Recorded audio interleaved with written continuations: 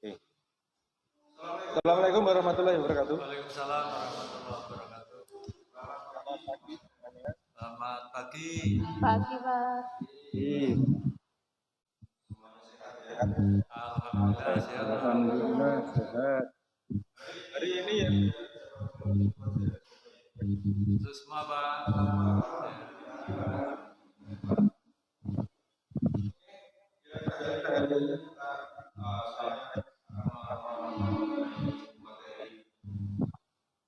mengenai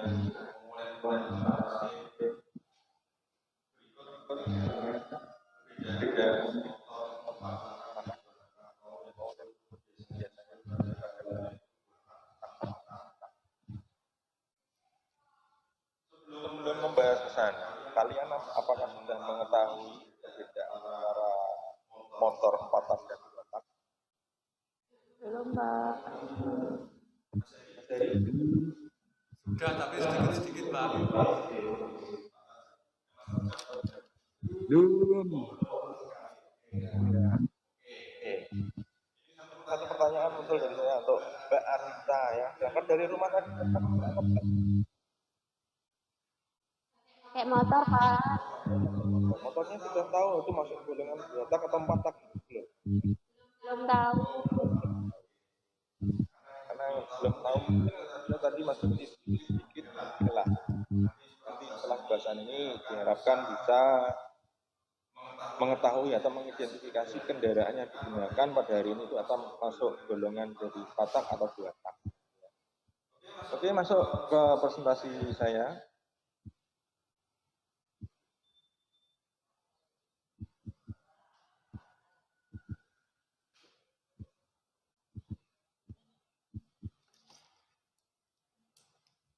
Sudah munculkah di situ?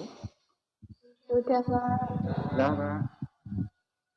Hari ini kita akan bahas mengenai pemeliharaan komponen. Lebih spesifiknya lagi yaitu mengidentifikasi komponen utama dan menjelaskan proses kerja motor 2 langkah dan 4 langkah. Berikut adalah gambar dari komponen utama mesin secara sketsa. Terus kemudian untuk bagian-bagiannya bisa dilihat di gambar. Jadi mesin konstruksinya itu pada umumnya, pada sejatinya itu terdiri dari 4 bagian penting. Mulai dari atas silinder head cover, di bawahnya silinder head cover di situ ada silinder head, di bawahnya silinder head ada silinder block, paling bawah sendiri ada oil pan. Di situ ada keterangan gambar yang menunjukkan camshaft.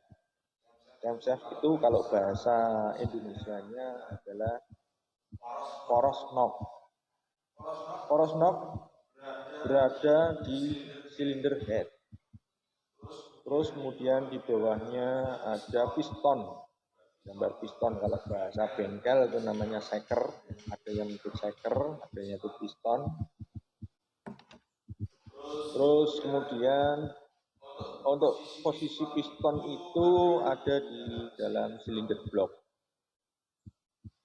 Yang menghubungkan piston dengan crankshaft di sana ada connecting rod. Connecting rod bahasa Indonesia adalah batang torak. Kalau bahasa bengkelnya adalah stang shaker. Itu menghubungkan piston dengan crankshaft. Nah, di bawahnya connecting rod ada crankshaft. Crankshaft itu poros engkol. Jangan sampai terbalik antara camshaft dan crankshaft. Cam itu knob, crank itu engkol. Berikutnya motor bakar itu dibagi menjadi 2 definisi, internal combustion dan external combustion. Kalau dalam bahasa Indonesia, internal combustion itu adalah pembakaran dalam, external combustion adalah pembakaran luar. Yang termasuk dalam pembakaran dalam atau internal combustion itu ada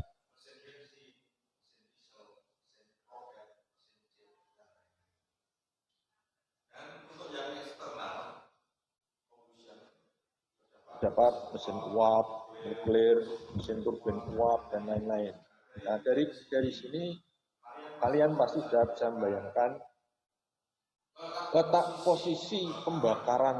Kalau mobil mesin bensin, diesel, roket, jet itu kan untuk pembakarannya hampir tidak kelihatan secara tampak mata. Tapi untuk yang eksternal combustion itu langsung kelihatan. Sedangkan definisi dari motor bakar itu sendiri yaitu adalah suatu mekanisme atau konstruksi yang merubah energi panas menjadi energi gerak. Jadi motor bakar yang digunakan di kendaraan-kendaraan baik sepeda motor maupun kendaraan roda 4 itu intinya motornya itu merubah energi panas. Berikutnya kita masuk ke prinsip kerja motor. Prinsip kerja motor dibagi menjadi dua, yaitu mesin 4 langkah dan mesin 2 langkah. Ini yang saya tanyakan tadi ya. Apakah jenis kendaraan yang kamu pakai sehari-hari itu masuk dalam kategori yang mana? Nanti setelah ini diharapkan bisa menentukan, oh motor saya itu masuk yang mesin 4 langkah atau oh masuk yang 2 langkah. Yang membedakan secara pengertian untuk mesin 4 langkah itu setiap 2 kali putaran poros engkol dari bahasa kerennya yaitu crankshaft, atau 4 kali gerakan piston atau shaker, 4 kali gerakan, baik itu naik turun, 1 kali naik 1 kali turun, hitung masing-masing 1 gerakan, itu menghasilkan 1 kali usaha. Sedangkan untuk mesin yang 2 langkah atau 2 tak, setiap 1 putaran poros engkol atau 2 kali gerakan piston menghasilkan 1 kali usaha. Jadi pengertian ini antara 4 tak sama 2 tak diambil masing-masing, pengertiannya adalah berapa kali putaran poros engkol atau berapa kali gerakan piston untuk menghasilkan 1 kali usaha. Itu yang membedakan antara 4 langkah dan 2 langkah. Untuk proses kerja motor 4 langkah sendiri, kenapa kok disebut dengan 4 langkah? Karena mesin ini atau motor ini memiliki 4 langkah. Ya, ini langkah pertamanya hisap, langkah berikutnya langkah kompresi, langkah berikutnya adalah langkah usaha. Ini adalah langkah kerja.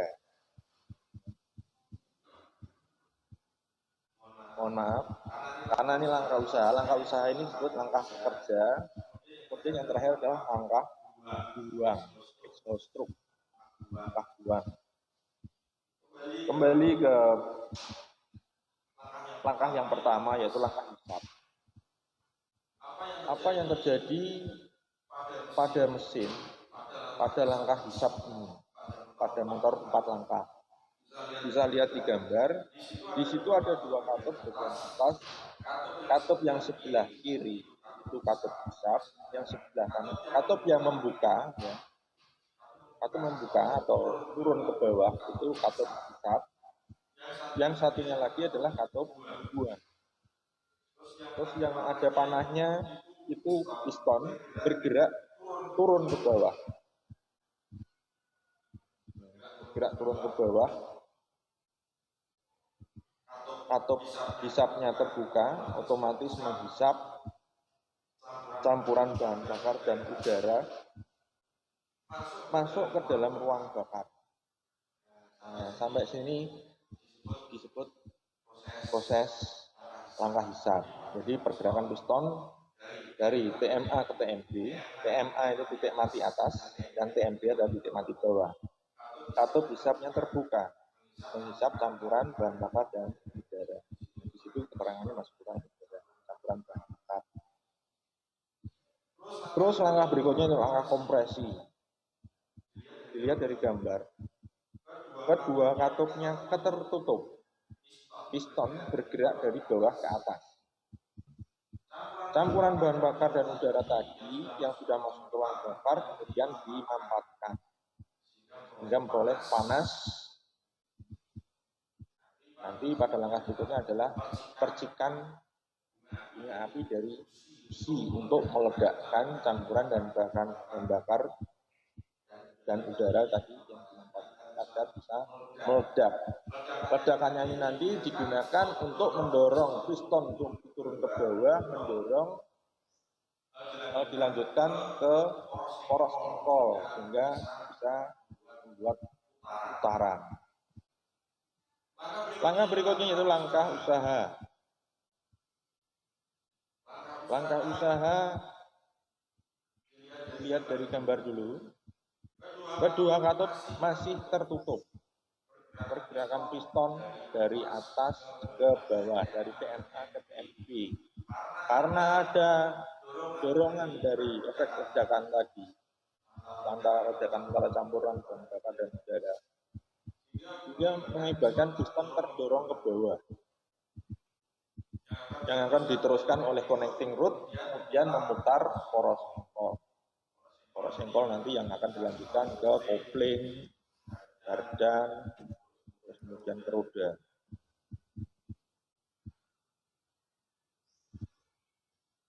Ini langkah yang setelah usaha atau kerja, yaitu langkah buang. Langkah buang ini dilihat dari gambar katup masuknya tertutup dan katup buangnya terbuka. Pergerakan piston dari TMB ke TMA mendorong sisa-sisa bahan bakar keluar menuju ke exhaust manifold atau menuju ke knalpot. Tadi mengenai empat langkah atau empat tab. Ini yang membedakan juga di proses kerja motor dua tak empat tab tadi, di mana gambar dari dua langkah tadi terdapat dua katup in sama katup X, katup masuk atau katup buang. Sedangkan untuk yang di motor dua langkah atau dua tak tidak ditemukan adanya katup, tapi diganti oleh pemberan. Dan dalam satu kali gerakan piston dari bawah menuju ke atas atau dari TMB itu dia melaksanakan sekaligus dua langkah kerja. Perhatikan gambar yang atas, ada warna hijau itu adalah udara, campuran bahan bakar dan udara masuk ke dalam sistem. Piston itu permukaan atas, yang ada garis-garis strip-stripnya itu sebelum menutup saluran yang dari kiri, yang dari hijau tadi itu naik ke saluran yang sebelah kiri. Itu posisi piston masih, permukaan piston masih di bawah saluran itu. Itulah kesempatan di mana campuran bahan bakar dan udara masuk ke dalam ruang bakar. Setelah piston naik menutupi saluran tersebut, langkah yang terjadi adalah langkah kompresi, yaitu memampatkan campuran dari bahan bakar dan udara yang sudah masuk tadi. Kemudian pada akhir langkah kompresi akan dibantu oleh percikan bunga api dari busi untuk meledakkan campuran bahan bakar dan udara. Terus kemudian langkah selanjutnya yaitu langkah usaha. Bisa dilihat gambar yang bawah. Karena gambar yang atas tadi, dua langkah kerja yang terjadi adalah langkah hisap dan kompresi.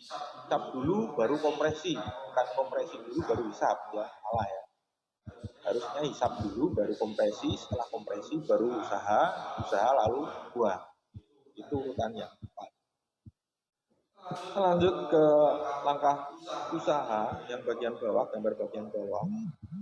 Setelah campuran bahan bakar dan udara tadi diledakkan oleh percikan bunga api dengan bantuan percikan bunga api ya, campuran bahan bakar dan udara itu dimampatkan, kemudian dibantu percikan bunga api sehingga jadi ledakan.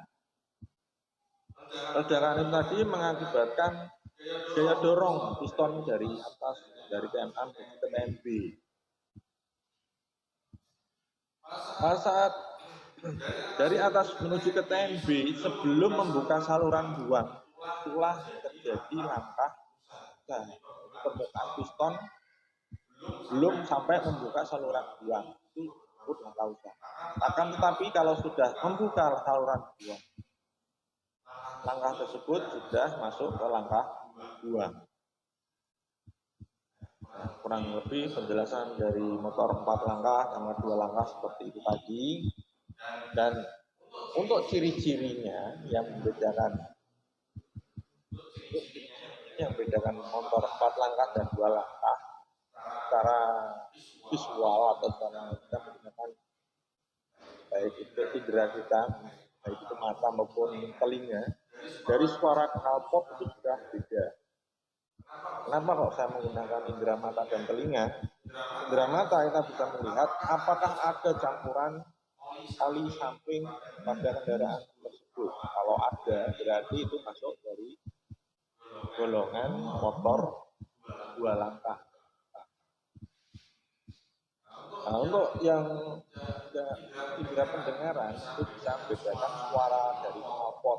Kalau suaranya duduk, nah itu langsung masuknya di patah. Tapi kalau yang renteng, suara knalpotnya renteng itu masuk dalam golongan dari 2 tak. Itu yang materi yang bisa saya sampaikan di hari ini. Nah, setelah saya sampaikan seperti itu materinya, kembali ke Mbak Arita. Apakah kendaraan yang dipakai ke sekolahan tadi itu masuknya dalam kategori 2 langkah atau 4 langkah, Mbak? 4 langkah.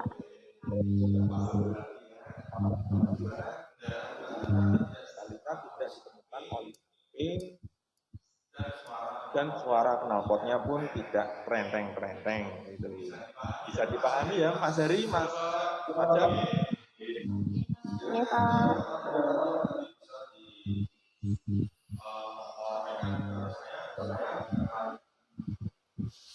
Setelah materi